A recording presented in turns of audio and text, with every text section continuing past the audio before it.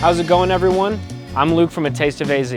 On today's episode of the podcast, we've got Joanie Simon, aka The Bite Shot, who's a wonderful food photographer and has done all sorts of projects here in the Valley. Make sure to follow her as well as A Taste of AZ on social media. Now let's jump into the podcast. Well, guys, we're here. We're at Hermosa Inn. That's what it's called. Yes. Is that the full name? Yes. At like something the at Hermosa Lawns? Inn, and then it's Lawns at the Hermosa Inn. Excellent. Excellent. Well, it's fantastic. We're having great drinks. Let's introduce ourselves. Can we start with, let's start with her first. Well, my name is Christina Beretta. I'm the author of the Arizona Wine Book and Phoenix Cooks. And I'm a big proponent, as you are, and as Joni is. I met her when she was doing podcasts promoting our local scene. Yes. So that's what I like to do, try to get the word out. You know, I want people to notice that we have such a gift where we live, and we need to take advantage of it, and that's how it will grow. Excellent. That is Christina. That was great. Have you been practicing that, or is that was straight from the heart? That's why I love it so much. Oh, thank you. Yes.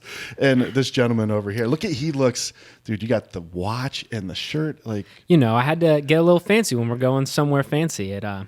I haven't had any opportunity to dress nicely in a long time, so I took advantage of it. Yeah. Excellent. And you are?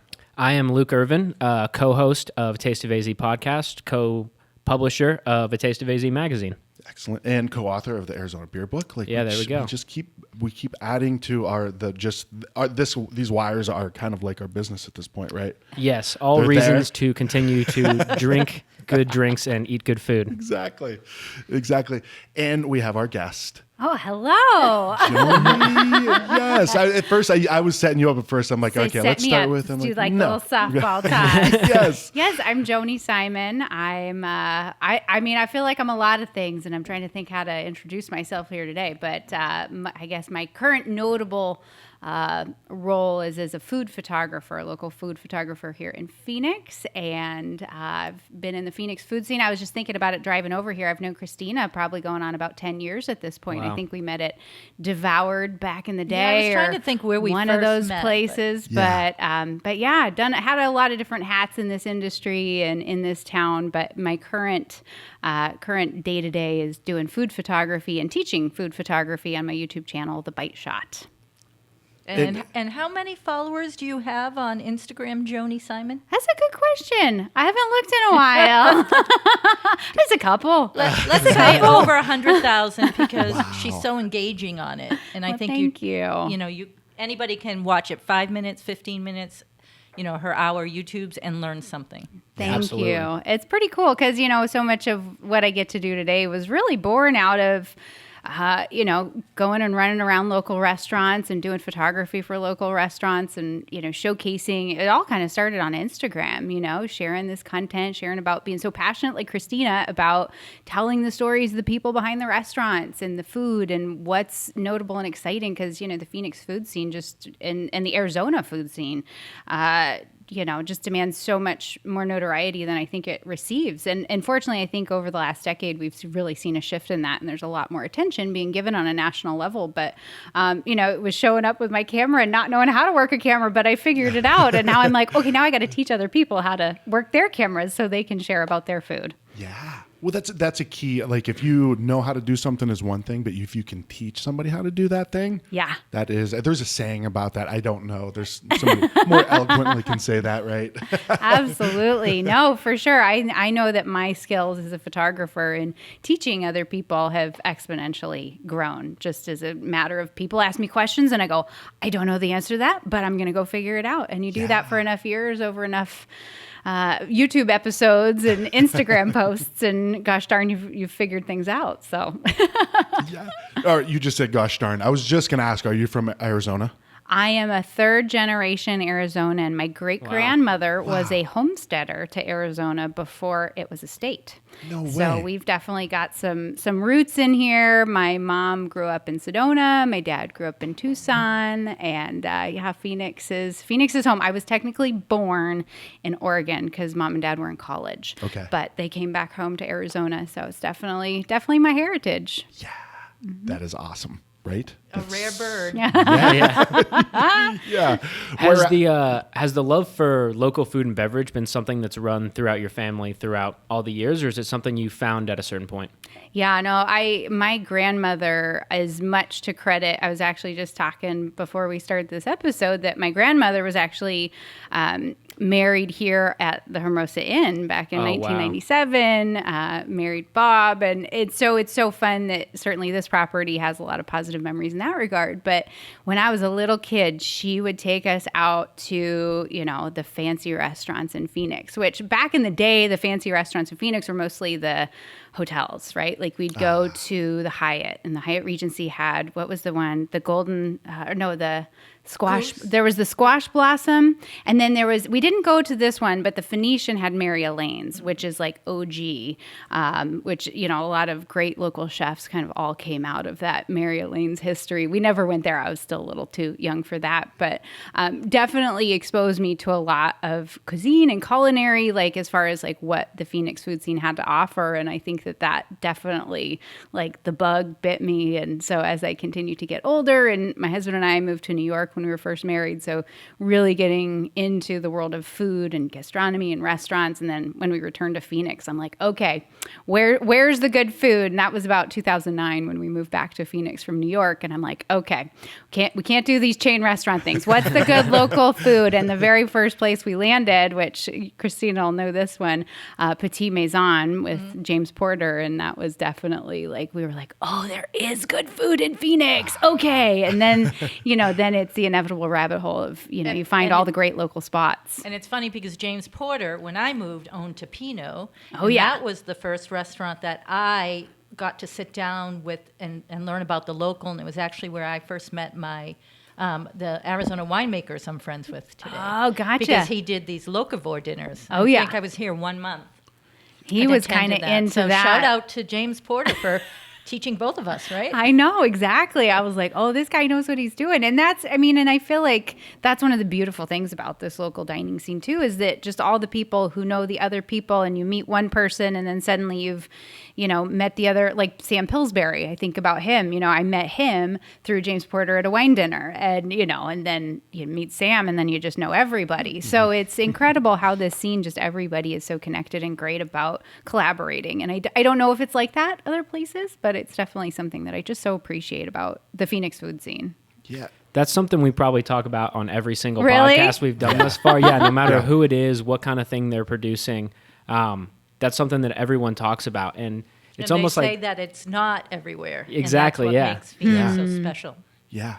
And you said that 2009 was around the time you started getting into the local food scene. It's changed a lot since then, huh? I think so. I think people can do some more adventurous things than they could do back then. I definitely remember, Pavle and, trying to do the whole Arizona wine thing. And everybody's like, this guy's crazy. And what's he thinking? Yeah. And, now the national notoriety, and same with Sam and, so many of those and other now Pavle's characters. Has his own wine label. I know. And so it's What like. is that one? What is... Los Millix. Okay. Los Millix, yeah. He was one of the pioneers of that? Well, he was the first person to do an all Arizona wine list. Oh, gotcha. Yeah, because it was so weird. You'd go to F&B and it was like he had a wine list that was Arizona. So this is at F&B? Yes, okay, gotcha. but he had to do a backup list B because some people just pushed against that. They didn't want to be limited to Arizona. And now it's like the real deal. And, it's not so weird for some, people start to roll their eyes back 10 years ago. You say Arizona wine, but I think there's so many of those folks that, had that vision for what it could be and the potential, but knowing that that's a major long-term investment, bless their hearts. So yeah, it's pretty crazy to see. But yeah, I think that too, we're just seeing a lot more embracing of the independent restaurant scene. Granted, I can't imagine what it's like for folks right now in the midst of COVID and how that has impacted the restaurant business. But, I just think that there's so much more opportunity for unique and interesting. And I think that the dining public is more interested in that, because I think that Phoenix for so many years was, chain restaurants and, chain restaurants from out of town. I not think we that had so there's many transplants. They want to go where they're familiar. absolutely. And Yeah. we're so spread out, whereas big cities, you could walk by a restaurant and say, I'll try that. Yeah. Here, you have to get the family into the car and go to that restaurant. And I think people tend to go to chains for that reason. Yeah. But I think one silver lining of COVID is that people appreciate our independent restaurants more. Yeah. They realize that neighborhood place that you love, but you didn't go to that often, they can't survive without you. Yeah. And I think about too, like just the content creators like yourself and Diana, AZ Foodie, and you guys, and like all these other folks who are also really passionate about sharing those stories and sharing what's going on. I think about we all know this was like the most brutal summer of Phoenix history in a long time. It was like how many days straight we had 115-degree heat, Yeah. But Diana, AZ Foodie, had posted about Uno's Tacos, and I was like, dang, those tacos look incredible. Yes, I'm going to drive out to 75th Avenue in Thomas. Heck yes. So it's like 100 degrees out, but we're driving and we get there and it's like line wrapped around the block. And I'm like, what? Okay, first of all, it's a bajillion degrees. Second of all, this is Phoenix. What the heck is going on? But it's like the power of social media, I think, has really helped to connect people to unique dining experiences that, would I have heard about Uno's Tacos otherwise, other than the power of Instagram and social media and, folks like you all, sharing what's going on. I think it's just so cool to see the impact of that. Yeah. Well, and I feel like too, like, I don't know, you kind of bring, like you were saying, you go with what you're familiar with, right? Even if you start your own business, it's like, all right, I'm going to open up a Greek restaurant, or I'm going to open up this. I feel what's really cool about Arizona right now is people are creating something different, right? Where it's like, let's use like what's around us. Let's create something that's completely unique, inspired by those things. But yeah, and I love it because I love everything but horseradish. So You don't like horseradish? It's the only thing. That is the only thing. Yeah, Well, you can give me all your horseradish because I love it. Really? Is that one Yes. of the top? Yeah. Oh, Yeah. my favorite experience of horseradish, if you go to Steak 44 and you get the jumbo shrimp cocktail, they're like epic. They're the size of my head. They're so good. And then they have the atomic horseradish sauce, and it will literally clear your sinuses out. It's just a slap in the face, and it's Eric's so good. cringing as It's you're so talking. good. I'm sweating on the inside for sure. I just sit there and I soak it up. It's like, that's the special treat. I'm like, okay, we're going to go get the atomic horseradish. Here we go. That's a surprising thing to really enjoy eating. You don't hear too many people that are in love with horseradish like that. Gosh, Oh, yes. my father-in-law if we're having steak and we're gonna have horseradish, he'll go to like Circle K and ask if they have. Like he has to have That's it. funny. I don't He's think they have committed. it. Yeah, but yeah. I say, I don't know about that Circle K horseradish. When you're desperate, you got to do what you got to do. Exactly. seriously. Yeah. Well, so when for you, when did it go from being like, all right, it's fun to do this to like, holy crap, like this is something. I think it's interesting. I don't know if there's like a market moment. I feel like, my trajectory of starting and just being excited about sharing content and podcasting and sharing stuff on Instagram and blogging. And still the stuff that I do now too. Don't tell anybody, but I do it if I didn't get paid to do it because I love it. It's so much fun. But I think that things really changed. I'm trying to think of the timeline, but it was probably around 2016 and, really got connected with the local blogger scene and going out and doing stuff and meeting folks. And people started like noticing like, oh, Joni's pictures are getting better. And Joni seems to be really excited about this camera thing. And hey, can you teach me about that camera? Because I want to learn more. And so I started just teaching little local workshops. Like the very first one I did was actually up at the Four Seasons. We took over the little room up at Talavera and did some over at Bootleggers when that was, I don't know if that's You did one at Mountain Shadows. I did one at that Mountain I Shadows. went to. Yeah, and so it was like I was teaching these folks locally, and there were a certain number of things that it was like, I feel like there's some baseline knowledge in the photography world that I'm like, if I could just put that on the internet and then send somebody the link and then teach a workshop, because then I know they know kind of those basics, that I don't have to keep teaching that basic stuff over and over again. And so that's kind of where the new YouTube channel started. And suddenly it was like I'd hit a nerve of people who wanted to learn about photography and specifically food photography, because photographing food is very different than photographing people or landscapes or, other things. And so it struck a nerve. And then that suddenly, when you start to see the people showing up and you start to see that energy, that it felt very different than any other kind of content I'd created at that point. So, but it was really cool to still have, that it was really that Arizona food scene and getting to connect with local restaurants and do photo shoots that led to that. And what year were you doing the podcasts? Yeah, I was going to say there was content that was behind before the all that. Podcast, it was so interesting where that all started. So it was back in 2012. There was, I don't know if you remember this, but the Food Network was trying to launch a competitive product to Open Table called City Eats. And it was cityeats.com. I do remember that. And it was, you could do online reservations because they're like, Open Table is the only game in town. And we got to have somebody, like, we're going to come up against them. And we're the Food Network and we're going to have chefs on shows and we're going to do all this stuff. And so I was working for a local technology company doing restaurant point of sale systems. And so I said, this is a great idea. And yes, somebody needs to give Open Table a run for their money. And I knew a lot of restaurants. So I went around town, the salesperson trying to pitch this. Well, unfortunately, City Eats ended up like Food Network backed out. It was this whole thing. So that didn't come to fruition, but it left me with a lot of great contacts and some great inspiration because I saw the vision of what City Eats wanted to do, sort of take their media outlets and be able to share the stories of the restaurants and be able to put this content online and be able to drive people into local restaurants and really focusing on that local restaurant scene. And I was connecting with photographers and writers. That maybe how I even met you the first time, Christina, because I was meeting up with different local writers to say, can you write for the City Eats blog?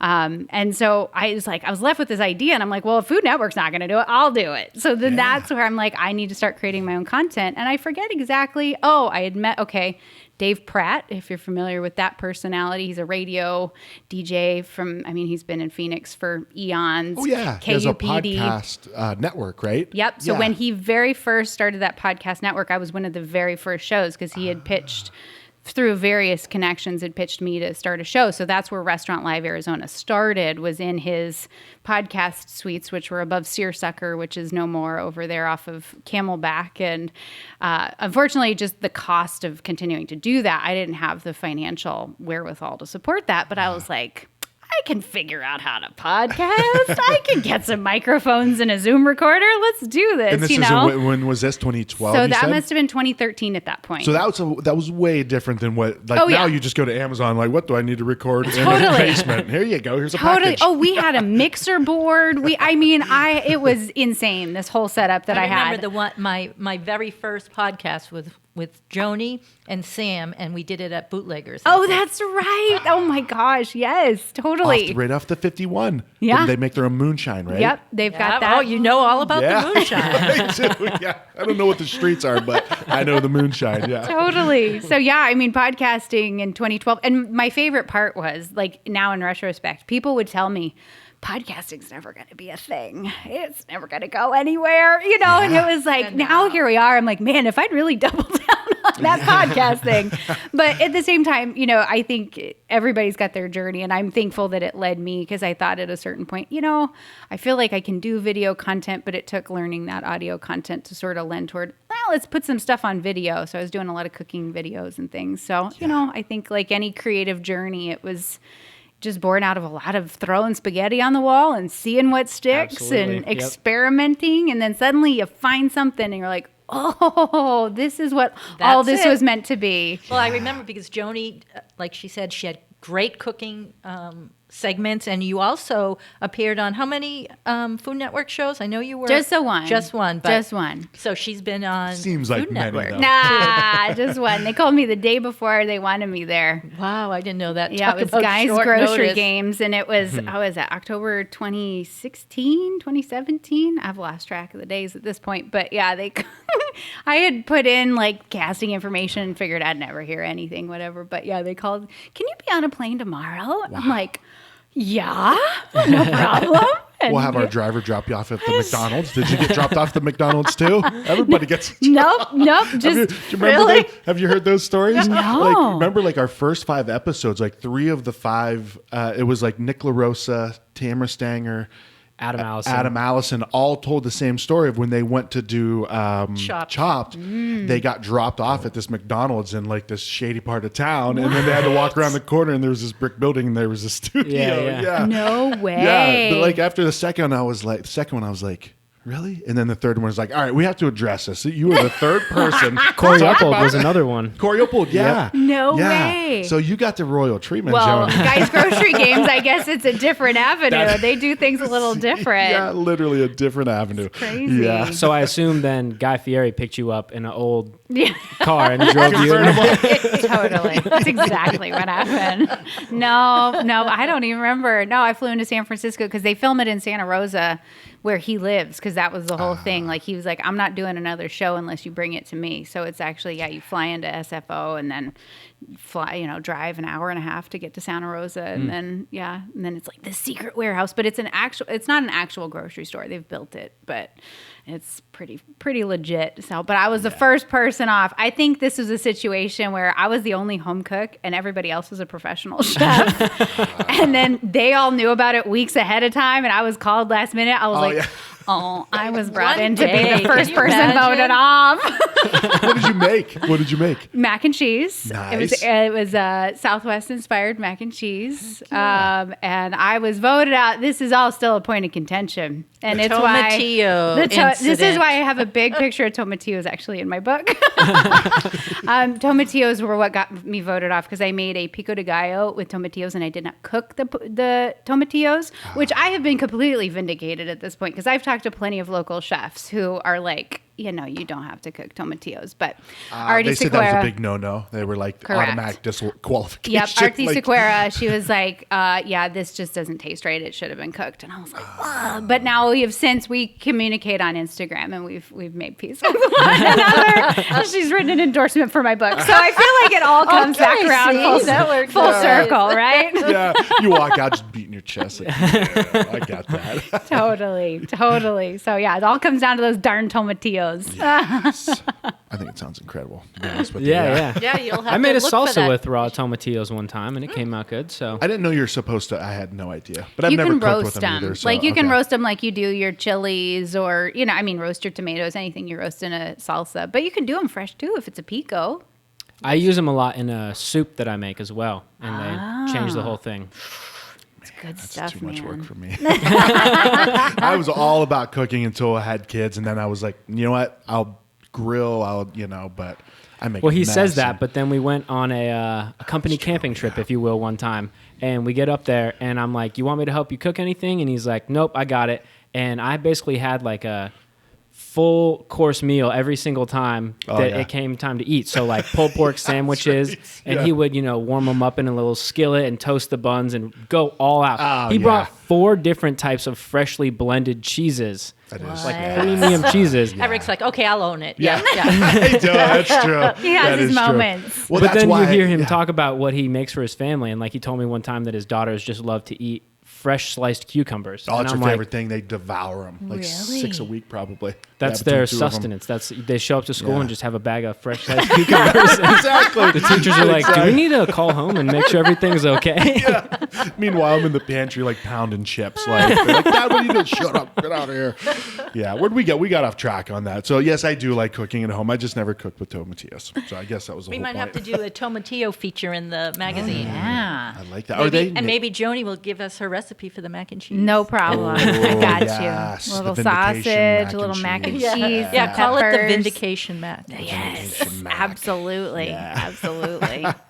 So, all right, you did the podcast, and you said a blog too. So you're writing, and so you're doing all of these things, right? Yep, Just all out the- of pure the joy of it. Yeah, I mean, I felt like it was one of these things. I mean, I had a full-time job in the restaurant point of sale business and was, creating this content. But I don't know. I feel like sometimes in life you just see that there's like, you're like, there's this thing that you're supposed to do, but you don't know what it is. But I just had this compulsion to continue to create content and share and to, celebrate stories. And I think too, watching other local folks, like I think Dave Tida, definitely had an impression on me and what he did with Eater AZ and seeing what the New Times was doing. And so I saw that there was like this need and there's this niche there. So, but yeah, I mean, I wasn't making any money doing any of it. So there was that angle. But that's a big angle though. Like that's a big part to the commitment, right? Like it's hard to commit to something you get paid for, right? Let alone something, I'm going to commit this thing that's going to, I'm going to lose probably thousands of dollars to do it. But it was an incredible education though, because, I just think about, again, like what I'm able to do now in, creating content and teaching and everything that I get to do now. None of this would have happened had I not gone through all of that experience of learning all these things and how to, and just the connections and the people and the relationships and it all, it's all kind of a part of the process. So absolutely, I'd do it again in a heartbeat, and just some of those fun experiences and thinking about, just some of the hilarious interviews. And I mean, there's so many fun characters and fun people and stories and craziness. Yeah.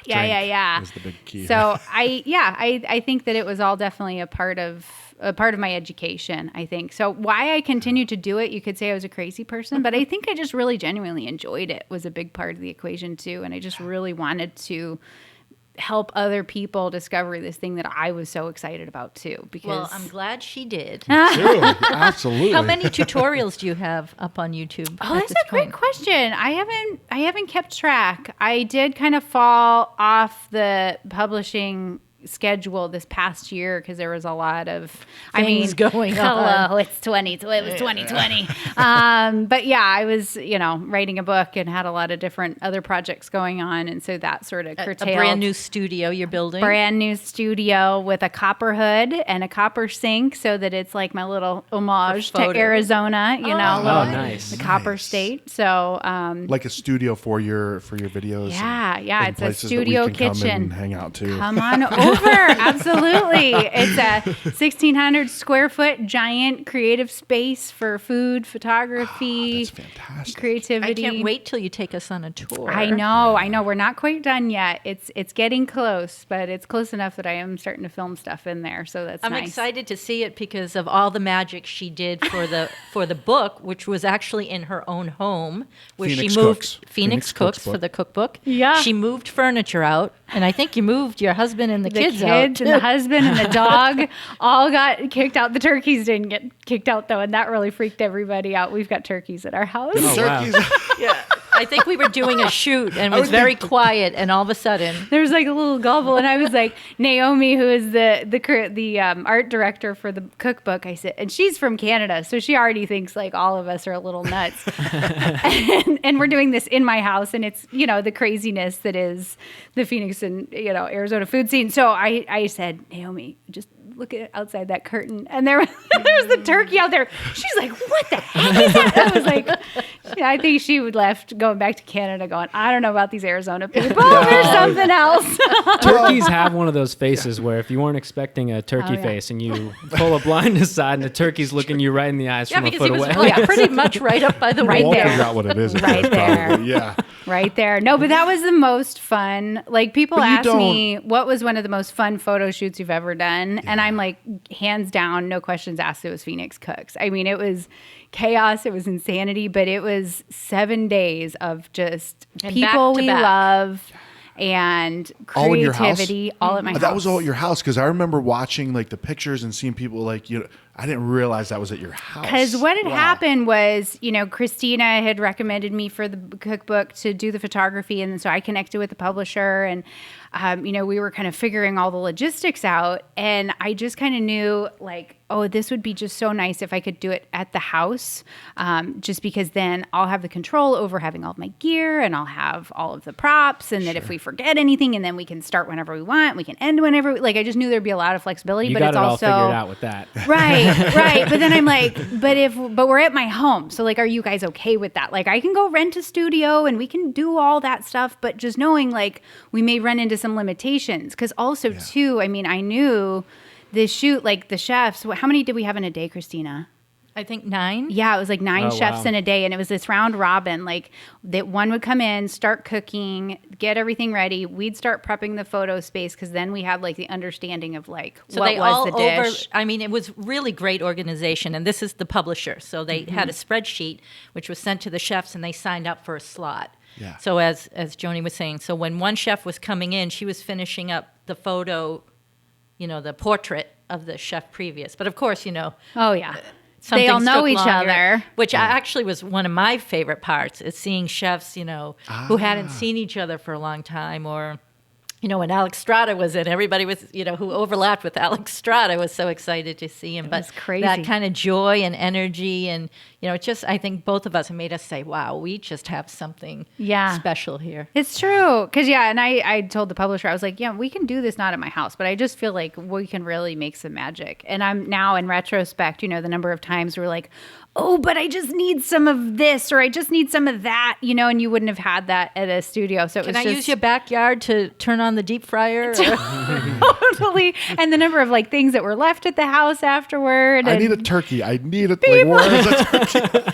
Totally. So I think it worked. But now I'm like, okay, Christina, when you're ready to do book number 2, we have got the space. Because admittedly at the time, it wasn't as big. So there wasn't as much elbow room. We still totally made it work. But I'm like, oh, now we got room, Christina. We can do all the cookbook shoots you want to do. No problem. Yeah. Well, how did it start? Like, how did because I don't think we really talked about it in too much in depth in your episode, but how did the book start? Well, it's part of a city series. Okay. As Joni was saying, they're based in Canada, so the first ones were in Canada, and then they kind of moved south. I think that the first one in the U.S. was Portland, I believe, and so the year that we did ours, Miami came out, Houston came out the year before. There's also East Bay. Yeah, East Bay and Houston came out the year before, and then for my book, it was Phoenix and Miami. And you just get like a random call. Like, I "Hi, is this Christina?" actually, I did actually get, I got an email through my website, and this is terrible, and I hope Michelle forgives me, but I think she had to follow up like 2 or 3 times because my schedule is so crazy that I'm terrible at answering emails because I get a lot, and I wanted to, Sure. but I just never. So I always think back. Thank you, Michelle, for being a little persistent. She's the editor at the time, and the whole company was a joy to work with. They were just Wonderful fantastic. people. Wonderful people. And so she, said you what she was finally interested replied. in it, and I said, "This is right up my alley. It's exactly what I want to do. I'm so excited about, Phoenix, and now you're giving me this outlet to do it, and and to have a professional team behind you. So Yeah. I didn't have to worry about that. When they said they hired Joni, I was like, oh, it's going to be a breeze. And I told them, I said, you're going to love her. She's going to be a joy to work with. And they did. I think Naomi even said, I wish we had a photographer like Joni for every city we do. Was that an offer they put on the table? I Across know, the table, right? like, All right. What's your number?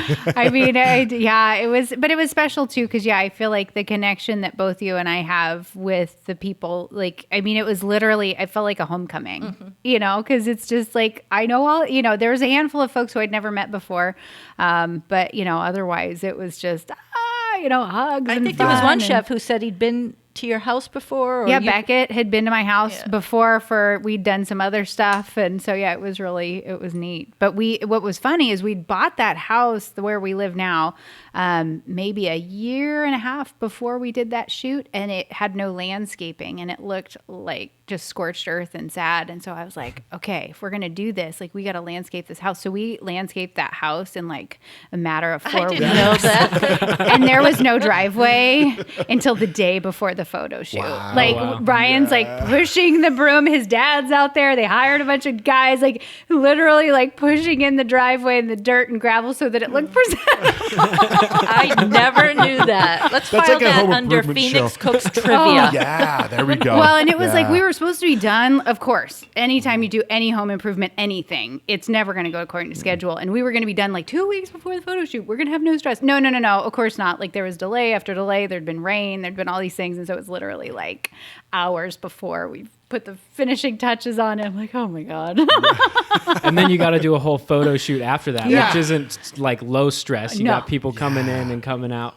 As far as the technical side of that photo shoot specifically, I figure that's kind of an amped up version of what you're typically doing. What did that look like? Were you just kind of coming up with stuff on the fly, or did you have stuff in mind that you wanted to go with? So we, part of it, a lot of it was on the fly, much more on the fly than I'm used to, from the standpoint of creating editorial content.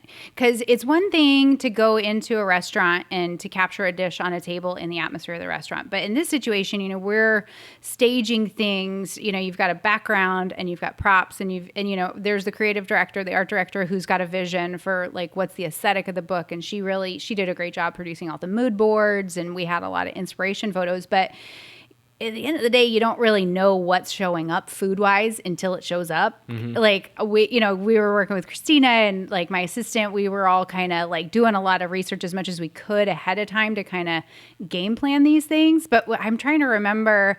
I mean, there were certain ones that you're like, oh, I'm sure they'll show up with this, and then it just looks totally different than what you thought it was going to be. Because if you notice in the book, Joni has to create a vignette for every photo. Yeah. So it might be this. Lime with the leaves she thought would have been perfect, just doesn't work. So It sounds trivial, but, now she's going through the refrigerator looking for something else, maybe pulling one leaf off. Okay, now it looks a little better.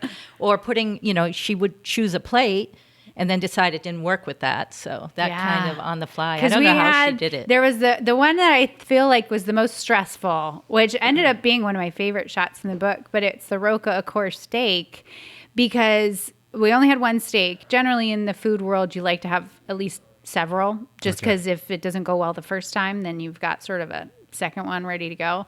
But we just had the one steak. And we had plated it, and I just looked at the photo, and, we photographed it, and I just thought it looked like a spinal column. Like, it just did not. And I remember her saying that. It just did not look appetizing. I'm like, like there are certain compromises when you're working fast, and like you make those calculated decisions of like, okay, this never going to be perfect, right? Sure. So, but like I can't put a spinal column in Christina's book. Like this is not okay, And so I was like, it takes one person to say, "Hey, that's a spinal column." Like, damn it! I know. Knew I should have trusted my So instincts. then I'm like, and we had Ellen, who's a food stylist, who I've worked with on other shoots before, and I was like, okay, Ellen, I know I'm asking you to do something really impossible right now, but you can do it. I know you can do it. You're a pro, Ellen. And she's like rolling her eyes at me like, oh gosh. And so I said, can we replate the steak? And I mean, steak, especially when it's prepared like that steak is, where it's medium rare, and so you've got, like meat changes very rapidly when it's exposed to the air. And so, and it's just starting to, you don't want to overwork the food. That's definitely something that happens in the food photography and food styling world, is you just start to, too many fingers touch it, too many times you poke it, and then suddenly it's too much, and you got to kind of start over again and get a fresh one. But we had the one steak. So I'm like, okay, Ellen, here we go. So she's like, she gets it replated, we reshoot it, and I'm like, damn it, it just doesn't look good. It looks bad. And it's a simple recipe because it's just the sauce and the steak.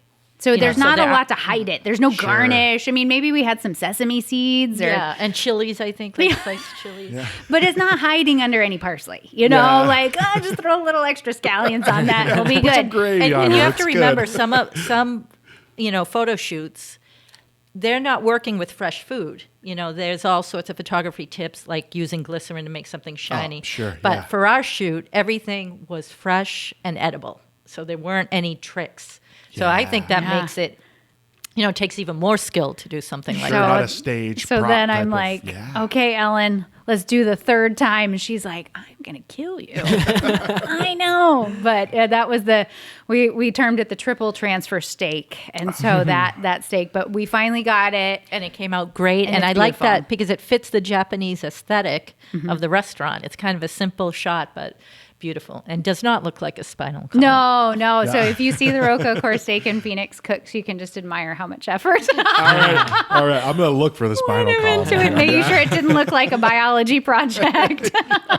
That's something that, myself doing a fair amount of photography for the magazine and the book, I know exactly what you're talking about. And beer is pretty simple. You can whip up foam on a beer a decent amount of times and then just get it repoured if it goes flat. Yeah. But like in the next issue of the magazine, there's a must visit dessert places article, and the timeline of melting ice cream is one of the most stressful things. And, myself personally, I always like to try and maintain it enough that I can eat it after the fact, because that's the funnest part of the whole shoot. I'm eating it either way. I don't care. Priorities. So that's that must have been stressful, to say the least, to go through dish after dish, especially knowing that they're all fresh ingredients. And it sounds like not only do you have a timeline in terms of the shoot itself, but with the degradation of even higher quality ingredients, I feel like have more of that because they're not built to preserve that.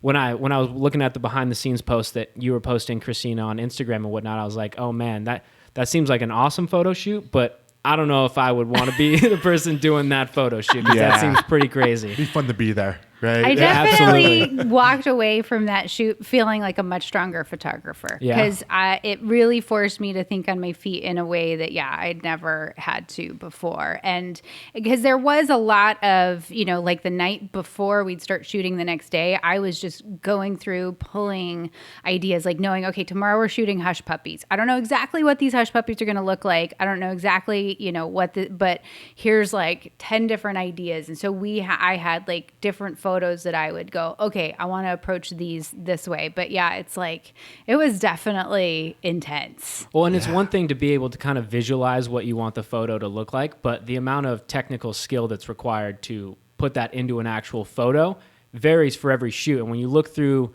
the cookbook, there's obviously, to someone who has a trained eye, you can point out a lot of those things from, balancing hard versus soft light and the contrast and all that. And I'm sure, like you said, it was huge in not only being a better photographer, but a teacher. And, like being able to actually roll out a project like that is as stunning as the cookbook is, for anyone that's looking at your tutorials and whatnot and trying to feel confident and learn new things. That's kind of the proof in the pudding right there. A cookbook like that, especially paired up with the great writing and all the wonderful chefs of Arizona, it really is kind of almost like the prized vision of what Arizona cuisine is, if you could wrap it up all in one book. That's a good point. That was kind of our goal. Absolutely. Yeah, absolutely. That was a fun book. So thank you for having me along on that adventure, Christina. It made it so fun. It just was like, I know we both say that photo shoot was our favorite part. Mm-hmm. And she also took some of the ancillary photos, like the pictures of the Hermosa Inn that are in the book. Joni did all those too. So you did all the photography in the book? Every photo that appears in that book, I shot. Yep. Because my girlfriend was flipping through it, and she was like, oh, did she take these photos as well? Mm-hmm. And I was like, I'm not sure, but I wouldn't be surprised if she did. And she was very impressed with them. I was very impressed. They're great shots, and it's not food anymore. It's talking about location shots and all that. So I think we can all say we're impressed with it. Some people are only portrait photographers, and Joni was doing portraits, and we did it all in that book. All in the same day, pretty much. Yeah, exactly. Well, fortunately, Christina, though, also, I mean, we've got so many beautiful restaurants that, we were able to go into that are also unique, and some of the, like going into Tarbell's, and just like the really cool Art Deco sort of feel in there, and the lines, and the, that I could really have fun with the composition. But then going to the Canal Club, where they've got like all the greenery and sort of that more electric kind of Havana sort of vibe. So there's so much diversity in, the spaces. And so I think Christina did a great job. The one, though, that I think I had the most fun shooting in, what's the one out in the East Valley? Chiltepin, Mr. Chiltepin. Oh, yeah, Ghost Ranch. Ghost Ranch. I love Mr. Chiltepin, by the way. Mr. Chiltepin. Mr. Chiltepin is Renee Andrade, who was the chef at the time in Ghost Ranch, and in the community we call him the Chiltepin dealer. Gotcha. Because they're chilies that are native to the Southwest, so they're really special. But he picks them from his ranch, and he supplied a lot of the restaurants with the Chiltepins. Yeah, those are some hot peppers, though. They're little, but they pack a punch. Ryan popped one in his mouth, and all of a sudden his face was just like beet red. I'm like, don't just eat those. You gotta grind it up. Because they're little, right? Like they're tiny. Mm-hmm. Yeah. Totally. Super hot. There's a brewery in Tucson that actually makes a Chiltepin red ale. Button Brew House. We'll have to try that. It's good. They make, what do they say, on Mondays they make like micheladas with it. Yeah, and then a lot of people have used it to cook as well. If you want to check that out in the Arizona beer book. Yeah. But someone used it as a marinator to soak meat. I think the word they used was a brine. Yeah, that's right. And I'm like, man, that sounds fantastic. Well, you still have some left, don't I you? From do. the shoot? I do. do. Too. Some Yeah. Jones really? beans? Yeah. I do. Oh yeah, I'm keeping those. I keep them safe. I mean, I should probably use them all up. I just use them little by Well, little. they're great fresh and they're great dried, so it's nice to just keep yourself stocked, especially if you get them from the Chiltepin dealer. Yes, I got them from the dealer. Yes. That's pure. That's the pure pepper, right? So, Christine, what was your role during the photo shoots? Like, what was your? Just to make introductions, if Joni didn't know the chef, and to explain to them the process. But most of the time, I just watched Joni work her magic, and some of the chefs who I hadn't fine-tuned the recipe with, I would sit down with them for a few minutes and, say, can you look at this recipe and, is there anything missing or the ratio's right? But otherwise, that's why it's my favorite part, because I got to sit there and enjoy. Yeah. Well, that's an important role, though, right? You're the, And you eat, probably because a lot of the chefs, they didn't want to pack up all their food. Again, I mean, I still have some Sammy Sands. Oh, the paella. The stock I still have frozen in my Oh. freezer. Her paella stock. So, yeah, things like that. I mean, it got to the point where Joni's like, it I was out of can't even fit control. any more in my fridge. Well, and I have multiple fridges because I've got my home fridge, I got the studio fridge. I mean, we were like packed to the gills with. I remember Hermosa Inn, actually, Lons brought in this giant like roast lamb loin. Was it? Yeah, a huge saddle of lamb. It was ginormous. Saddle? That's like the word. Yeah, it's called. It's Never a heard cut that. called the saddle. It was delicious and it was And beautiful. he rolled it, so it was a big piece of meat. Was a big piece of meat. And we're like, where are we going to put this? So fortunately, everybody just started bringing the Tupperwares to every shoot day because the chefs were like, I don't want to take this stuff back with me. And it's amazing food. Yeah. Or even ingredients. Sometimes they'd be like, do you want the ingredients? Well, yes, I can't get those microgreens. Where I Oh my live. gosh. I remember the pasta that Fat Ox did, the Cresta di Gallo Oh, right. with the Sonoran With the Pasta duck, Company. yeah. Was it the No, they didn't use Sonoran. They did their own. Oh, they did their Yeah. own. It's red wine infused pasta, and it was with huckleberries and dandelion greens and duck sausage. Wow. That's Rochelle. So give a little shout out to It Rochelle. was incredible. Michelle's been Incredible. on the podcast before. Well, Tap That Tap AZ. That AZ. Yeah.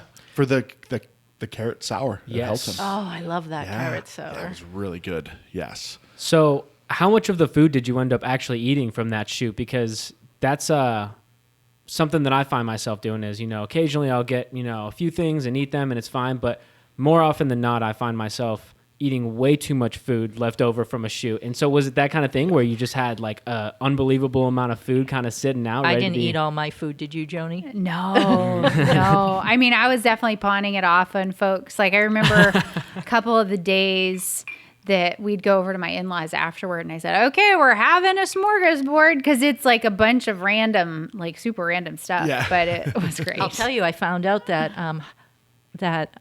Dom's hush puppies freeze really well. Oh. Because I must have had them maybe 6-7 months later. And they were delicious. And I even thought of like sending him an Instagram. Hey, could you make a Dom. batch and freeze some? Just freeze them. You did a great job. So circling back to the kind of tutorial things, that has really flourished. And, even just on Instagram alone, you are able to fit a ton of education into one little post. And you're very willing to share it. You share all of your shooting settings at the bottom. You share pictures of your behind the scenes. And to a photographer, that's like gold. That even one photo can change the way you shoot forever. That's happened to me a handful of times, and probably including something that I've seen on your page. So how has that kind of grown?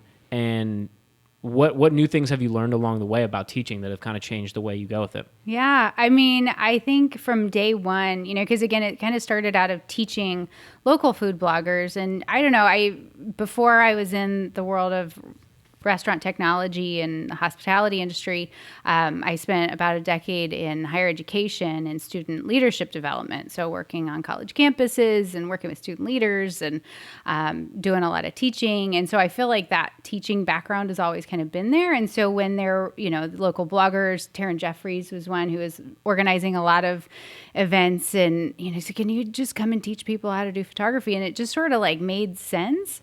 And my personality is was just like, I got no secrets, like let's just share everything, right? Because why not? And I just knew how hard it had been for me to figure out just like figuring out podcasting. Same thing with figuring out food photography. There wasn't education at my like beginner level. There was lots of high level stuff, you go buy courses, but I'm like, I don't even know what I'm looking at. I don't even know what language these people are talking.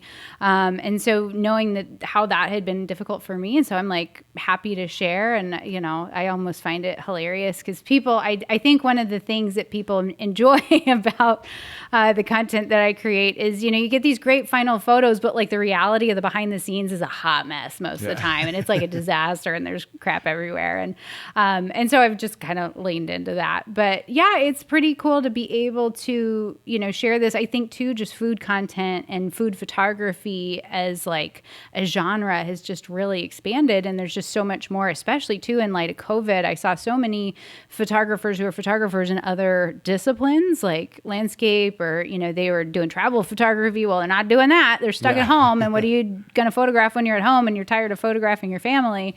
You go photograph your food. And so yeah, that definitely, I feel like I'm just always in that mindset of how much can I share? How much can I help? And just thinking back to what would I really appreciated having when I was first learning photography, because I just felt like I made every mistake in the book and I bought everything that I didn't need to buy. And so how can I help other people? That's been definitely a driving force behind it. And I think, I think too, I'm maybe a bit different in the photography industry. You kind of look at the photography industry as a whole and it's a lot of like 40 and 50-year-old white dudes, who are very smart about technology. Whereas I'm kind of more this like screw loose that I don't think they quite know what to do with me, that I'm just like, let's have fun and not take it too seriously, and so at the end of the day, I've found my people, and there's definitely folks, more serious photographers who show up on my Instagram and YouTube and like to tell me what I'm doing wrong. But but what I do appreciate is just how many people that I have been able to help who are able to,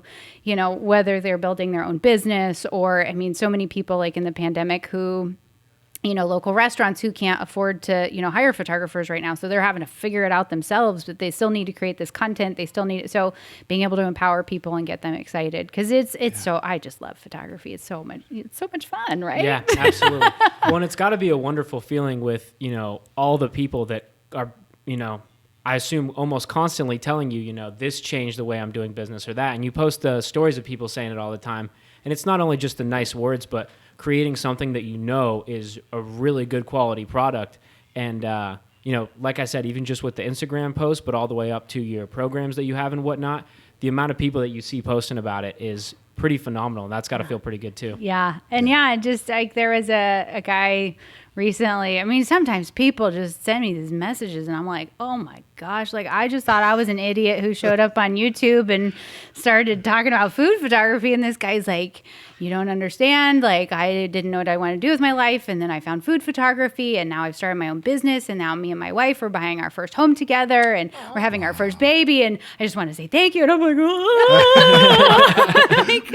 You just never know the impact that once you find, the way that you can serve people. Because to me, that's like where that's always a thing I come back to. People are like, oh, you must have figured out the Instagram algorithm. You must have figured out the YouTube algorithm. I'm like, I have no idea. Like, I know some best practices. I know what a hashtag is. Yeah. I know, like, how to title something. But, like, at the end of the day, I think that if, in whatever you do, if you can find a way to help people and to serve people and to be generous with what it is that you have, that the rest of it sort of takes care of itself. And you've gone through that fire, too. Yeah. Joni's so genuine and authentic and... I just need to hang out with y'all all the time. I'm in, yeah. Because those other guys you were talking about, they seem pretty boring to me. So, yeah. Found my people. Yeah. No. Oh, I was just going to say, it's pretty awesome being able to see people in this Arizona food community that go from someone like a Brett Vibber that is so closely tied to the food, or Mr. Chiltepin, like you were saying, that can get you the best local chiltepins on the market. And then on the other side, people who aren't necessarily known as, you know, a chef or something like that, but someone like yourself or Christina that's still very embedded in the food industry and has done wonders to kind of grow this scene. We stumble across people like that all the time. One that pops into my head that was in the cookbooks is Heather Zamura of Twisted Bee Farms. The amount of places that her honey is in, and I have some of it in my pantry, and it's do too. It's pretty awesome to feel like you. I feel like the Arizona food community is just that, and you can feel very embedded in it, even if you're not in somewhere eating, you know, a super fancy dish that uses that honey. If you get to use that on a slice of Il Bosco pizza, is my favorite thing to do. Oh yeah. You feel connected to Arizona food, even if you're not in a location or those variety of things. And so it's awesome to see people like both yourself collaborating and telling these stories of Arizona food. It is. Yeah, absolutely. Yep. And you give us the avenue to tell it Yeah. even more. So thank you. The pleasure is ours. Absolutely. Absolutely. I was hoping after you said that doors would open and food was going to come in, but it didn't happen. I immediately started, Il Bosco? I haven't been know, there in a Luke while. throws us off with honey and Il Bosco. I get Il Bosco pizza, too much for my own health, but I'm sure they don't mind it at all. No. Have you been in the new downtown location? You just opened up. No, I was at Wilderness the other day to grab some video clips, and I think I saw it's just right around the corner from Greenwood, right? Yeah. I think right on that same corner. Yep. There, yeah. That. You see? Yeah, that's a good spot. Yeah. Downtown is popping right now. Yeah. Absolutely. So, what's the vision? What's next for Joanie Simon? Yeah, well, I think just continuing to do more of what I'm doing. This past year, I've written a book called Picture Perfect Food, out now for pre-order on Amazon, indie books, all the places. So I'm really excited about getting to do that and getting to share that work, because there is definitely a lot of Arizona inspiration in that book. A lot of the photography that I did for that book was very inspired by, you know, just this local place and the food of this place. So I think it'll be a unique flavor of Arizona going out all over the world. So anybody who's interested in learning more about food photography, that's going to be a great resource. But yeah, just continuing to do the YouTubes, continuing to do the Instagrams, working on some other big projects that I can't quite speak of yet, but you know, it's always when that you important do. teaser. But no, I'm so utterly appreciative of getting to do what I love and getting to teach it to other people and share that creative passion. So I'm gonna just keep showing up. That's what I'm gonna do. And build your studio, building Yeah. your that We're about sounds 6 weeks exciting. out from it being done. So once it's done, Yeah. y'all come on over. We'll have a little shindig. We'll have a party. Christina can ooh and ah. Will you make your mac and cheese? Oh yeah. Oh yeah. Well, I'll bring the Tap That Easy Hazy. Oh, yes. IPA. You know, Eric has his own beer out. perfect. Yes. Perfect. I didn't make it at all. That's Like, okay. Mr. Simon is a big fan of the beer, so Okay. I'm sure he would appreciate that as Excellent. All right. well. So I will we'll bring have some. a little doodah. But yeah, I'm looking forward to finishing that, because we just recently wrapped a cookbook that it hasn't been announced yet, so I'm not the author of it. It's one that I did the photography for, though, and I hired local chef Lance now he's over at Noble Bread. Oh, so I Lance didn't know Whipple. that. So Yeah. he did all the rest- cooking. Interesting. For the author, I'm a big fan of Lance. The author was not here local. She was in another country. And so more to come on that. But it was really fun to work with Lance, and he did all the pastry work for that. But it was funny because he was coming and doing all of the pastry for this cookbook, and, you know, these really elaborate desserts and He's everything. the former pastry chef of Four Seasons. Oh, gotcha. Okay. So, I mean, he was doing chocolate insanity and crazy. It was over the top. But, like, we were in the middle of construction. And so poor Lance, you know, is bringing in these beautiful desserts in the midst of, like, a construction zone and seeing, like, what will be the new big, beautiful studio and going, is it done yet? I'm like, no, we're still stuck over here in this little corner over here. I'm so sorry. The But- studio to end all home studios, though, is what it sounds like. Yeah, because there's really not, you know, in preparing for Christina's book, you know, there wasn't a great photography studio that also had a full kitchen, like a full equipped kitchen. There was stuff that like had a little kitchenette or a little, but there wasn't something that was perfect other than some food photographers in town who have their own that they don't rent out. So I was like, okay, well, I guess we got to build it. So You did you shot photos for a book with Toasted Mallow as well, correct? I did. That was my very first cookbook that I ever shot. I bet that was fun to do as well. Oh, so much fun. And that was in the days when she was still Fluff It marshmallows. So yeah, it was, that was the very first one. And I did not know what I was doing. So that was, God bless her heart. And we used to laugh at that. She's like, oh yeah, you were still getting started. And I was like, I know, I didn't even know that props were a thing. And she was bringing props. I'm like, oh, this is a great idea.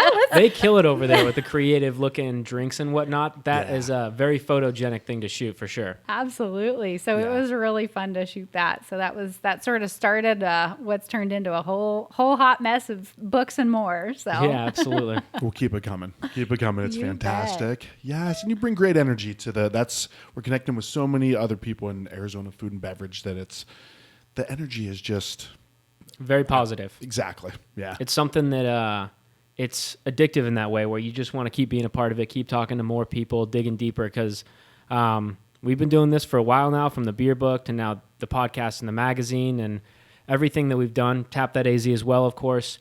I can't remember too many poor memories where we haven't been just treated like kings wherever we go. Drinks, food, Christina setting up stuff like this, and it's such a pleasure and such an honor to do it. Yeah, absolutely. So thank you guys for joining us. Thank you for having us. Yes. Well, we need to. You guys need to finish your drinks. I need to get one. So Yes. wrap it up. All right, guys. Sounds thank you. good.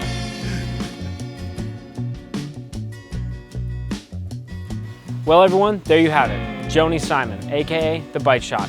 Make sure to follow her on Instagram and subscribe to her channel on YouTube because she's got all sorts of awesome tutorials about how you can take better photos of food. Make sure to follow Taste of AZ on social media as well. See you next time.